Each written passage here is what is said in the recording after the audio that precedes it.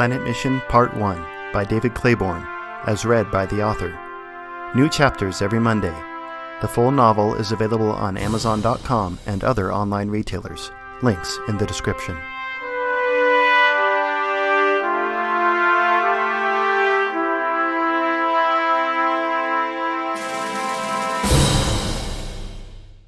Chapter 8, Dateline, Alpha Centauri. Captain Jackson opened the hatch, and a blast of fresh air filled the cabin, so fresh it almost hurt to breathe, as if the wind had been knocked out of them. The air felt thin like the top of a high mountain, and they needed to breathe deeply to get enough oxygen. Their bodies screamed for air, yet the air itself felt so alive they could hardly stand it. After weeks of breathing the recycled and reprocessed air in the confines of airtight vessels, they had become accustomed to stale, lifeless air tinged by ozone and aerosolized metal ions. Even the air on the space station, which had been downright garden-like compared to the Arca, was a pale comparison to the moon's atmosphere. The light was bright, too. The vibrance coming through the hatchway was like they had been living underground for weeks. They blinked and winced, gasping and shielding their eyes while breathing deeper than they had in some time. "I'd say it would help to leave your helmets on, but those belong to the ship and I need them back," Captain Jackson said. He did not seem to be affected by the strange air of the moon nor its light. "I'll need your suits, too." The team set about removing their equipment. "Just hang them on the wall over there," the captain added. A self-driving stairway pulled up to the hatch, and they got their first view of the spaceport. The main building sat on a vast, flat plain raised above the concrete tarmac. The terminal itself was all windows, interrupted by metal beams every few meters, though they could not see inside as the finish on the windows reflected the light with a wine-dark sheen. With the exception of an automated flatbed moving toward the dropship to collect their equipment, there was very little activity to be seen, and there were no worker positions in sight. In the distance beyond the terminal, they saw massive structures like pyramids with an enormous column rising from its apex. "The space elevator, still under construction," Junebug gasped, both from a combination of awe and the difficulty he had breathing. Two enormous anchors stood imposingly large above the terminal at the elevator's base, nothing more than enormous weights to counterbalance the mass of the cable system itself. More than two-thirds of their bulk was beneath the surface where they were secured to bedrock. Cable already reached hundreds of meters into the sky, supported by a massive scaffolding like the skeleton of a skyscraper, though it was not nearly as thick as it would eventually be. The scaffolding supported the cable until worker positions attached it to the terminus at Polus Station in orbit beyond the upper atmosphere. Once connected, the station's rotational momentum would pull the cable into space and relieve some of the stress on the anchors. At that point, worker positions would remove the scaffolding and thicken the cable to operating size. The area around the budding space elevator contained several long industrial buildings. "Those are probably the materials manufacturing facilities," Junebug said, his breathing improving slightly as he followed everyone's gaze around the spaceport. The terminal was surprisingly small, with a half-dozen gates and only one of the jetways extended, presumably theirs. To their dismay, the jetway was also quite far from the dropship, meaning they would have to go down the stairway, cross the tarmac, and up another stairway to reach the jetway to the terminal. "Why did we land so far away?" Waters asked. It was a rhetorical question, asked out of exasperation more than anything, but the captain responded anyway. "This is where the ships normally land by regulation. We could land closer, but we aren't allowed to. Too much risk of accident or something like that. The spaceport doesn't have the equipment to pull the dropship closer to the jetway yet, so we take the stairs." The team descended the stairs one by one, gripping the rails to steady themselves. Jazzy grasped one of Waters' hands on one side and Molly's on the other, holding them up at shoulder height for balance. Bo looked back at the spectacle. He was certain that holding their hands that high made them less stable, but Jazzy looked pale, and he thought anyone offering advice also risked a verbal savaging. Just the same, he imagined himself in Waters' place. The rest of them didn't look much better, but they all made it into the jetway. Despite being back on solid ground and not having eaten for several hours, Jazzy went from pale to green and looked as if she might really be sick. "I thought public displays of affection were forbidden," Molly said, referring to Jazzy's monkey grip on their hands as she tried to lift Jazzy's spirits. Jazzy could not manage a reply. They emerged from the jetway wheezing from the minimal effort, but inside their breathing improved. The spaceport was clearly still a construction site. Most of the paneling and glass were in place, but there was no trim. Conduit and metal frames showed through the ceiling and floor. A few non-native potted plants showed that someone had attempted to add some aesthetic ambiance. There was little furniture, and that which was present was either in crates or still wrapped in protective plastic. "This reminds me of my grandmother's house," Junebug said. Most members of the mission team were still disoriented and stressed from the drop, but there was little time for rest and recovery. A chipper voice, inappropriate in its contrast with their physical state, greeted them. "Right this way, please. Gather here, everyone," the team heard as they shuffled out of the jetway, some still wobbling as they walked. The instruction came from a petite woman in a starched white button-down blouse with a short white necktie, a white knee-length skirt, white stockings, and white shoes.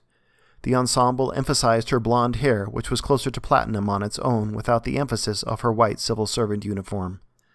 "That ensemble makes her look like porcelain," Bo commented. "Don't be rude," Molly said, though Bo had a point. Her eyes, which were a brown, almost mahogany color, were the only thing about her that was not white. "Thank you. Please gather around here. My name is Alice. I am a civil servant position here on Polus." "Don't you mean Polus IV?" Waters said in more of a statement than a question. "That's an excellent question. May I ask your name?" Alice replied. "Director Waters, Alex Waters."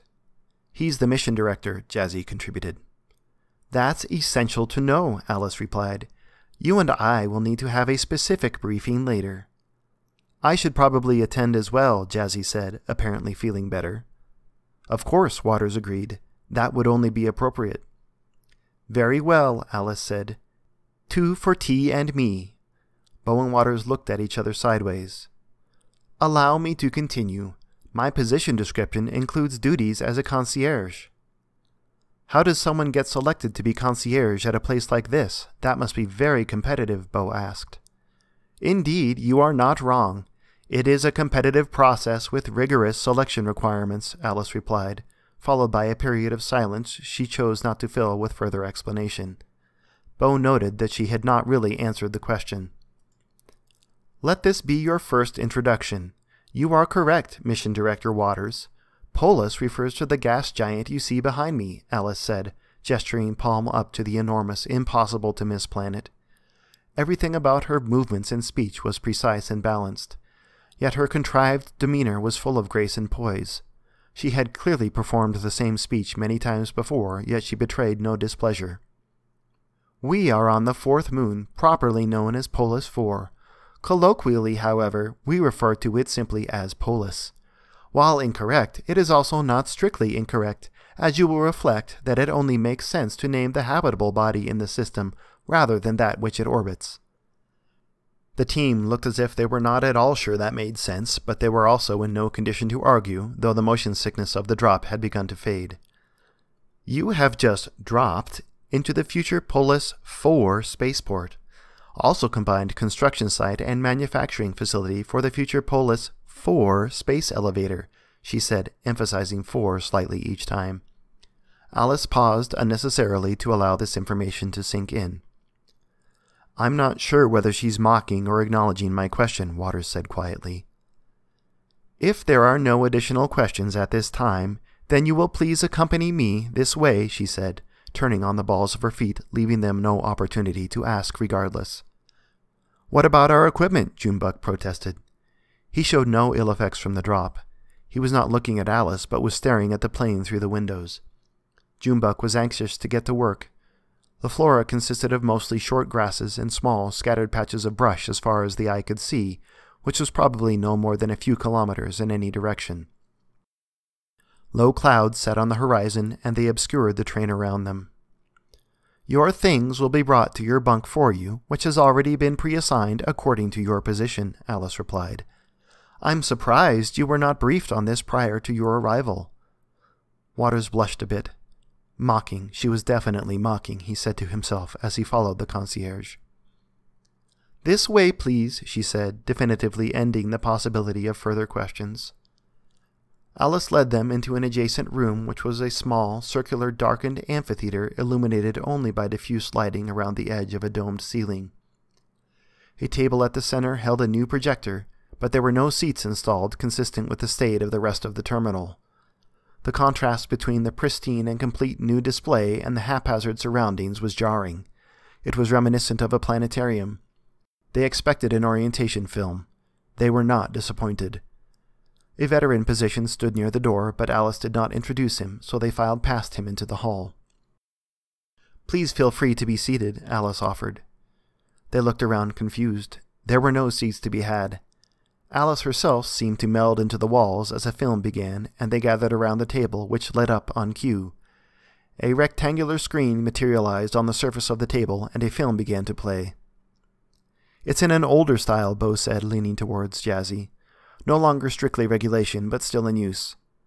Jazzy nodded politely in reply. The light on the table focused a bit, sharpening the image.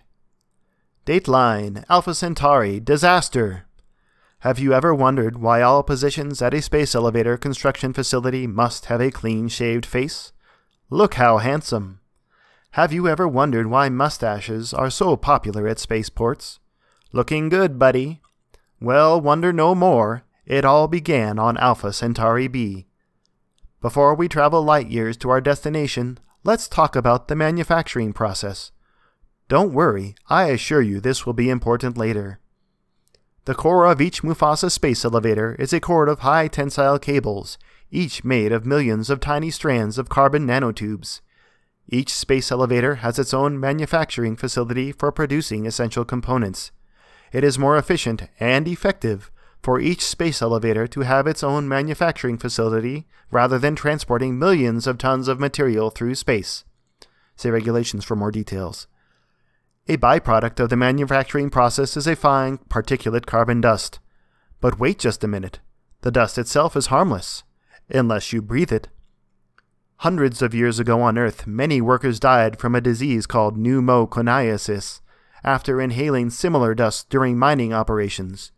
For this reason, each manufacturing facility has a negative pressure ventilation system that captures the dust, protecting the worker positions inside from harm, just like you. Together, we ended the Black Lung. That was until... Disaster! Colonial terrorists, unreasonably motivated by remediation of several Alpha Centauri B colonists to Earth for supplemental education, engaged in an act of terror. These terrorists, who had no resources to permit any resistance, thanks to the efforts of your administration, resorted to launching a simple piece of garbage at the unfinished space elevator. The debris collided with the cable at thousands of kilometers an hour, knocking loose the scaffolding and causing the cable and assembly to plummet several kilometers onto the manufacturing facility below. The fall released that normally harmless carbon particulate in a cloud that covered the new spaceport. Hundreds of worker positions, just like you, became sick. Some died. The spaceport itself was severely damaged and construction set back several years. It was only through the efforts of Mufasa that the worker positions were able to recover and lead normal lives. No thanks to you, terrorists.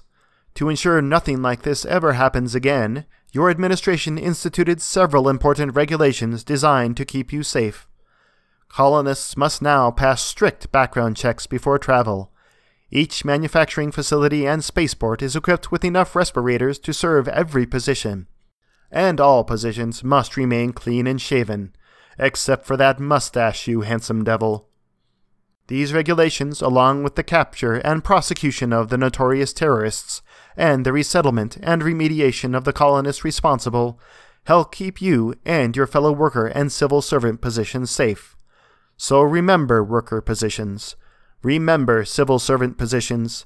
The only safe facial hair is the venerable mustache. Shave daily, and always wear your respirator. The film closed with an outdated version of Mufasa's logo. Really, Molly said, who seemed more concerned over the film than it deserved.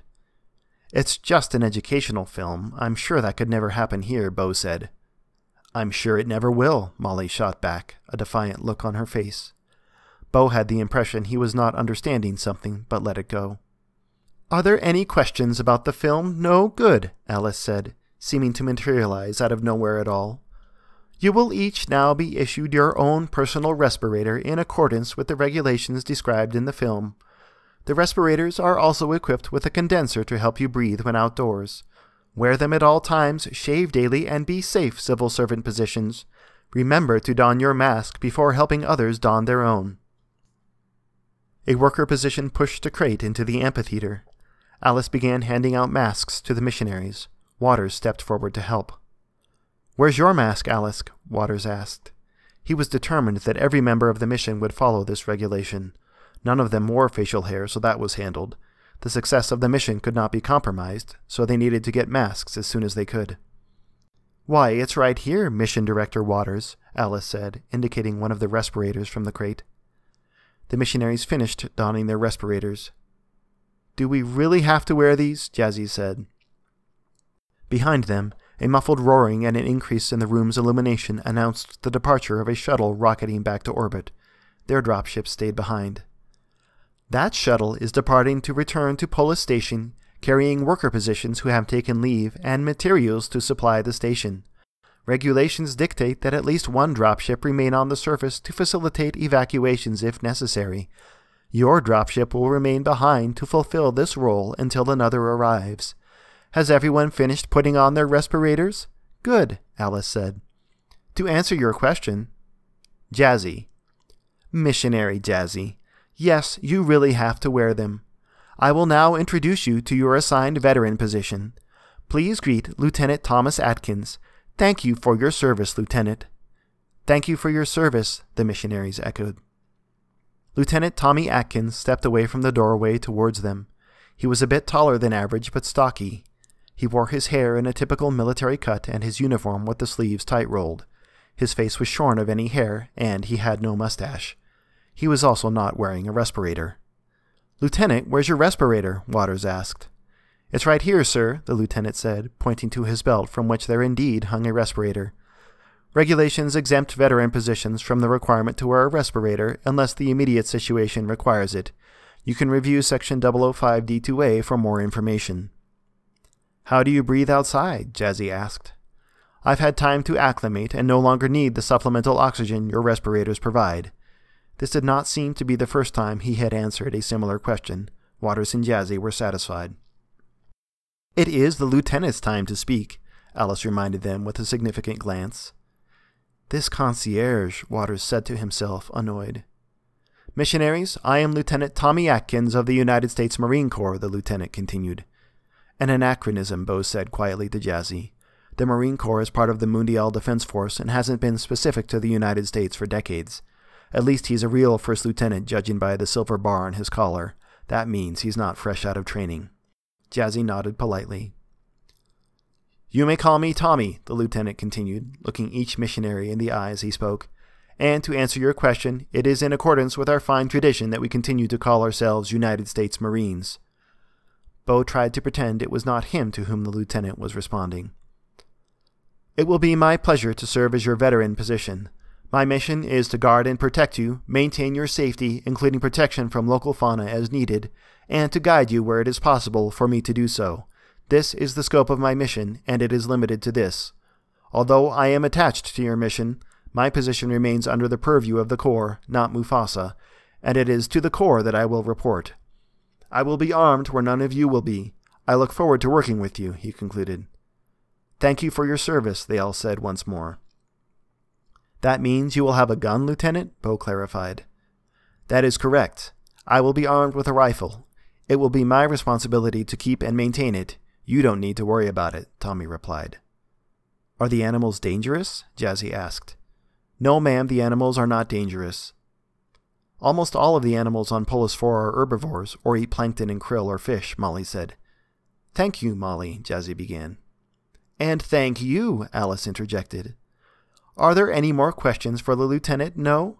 Then let me welcome you to Polus," she said, stepping forward to activate a pair of automatic doors, which opened to their first proper view of Polus.